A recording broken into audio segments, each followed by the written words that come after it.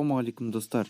Бүгін видеода біз кастеттің схемасын жасайтын боламыз. Ендеше видеоға кеттік.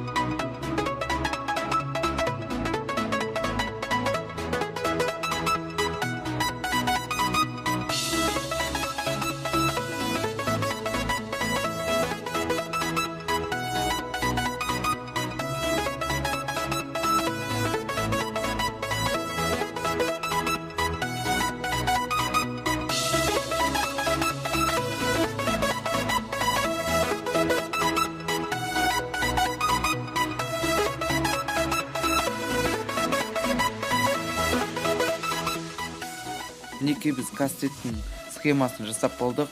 Мен енді келесі видеода бұны қорғасын жасайтын болам.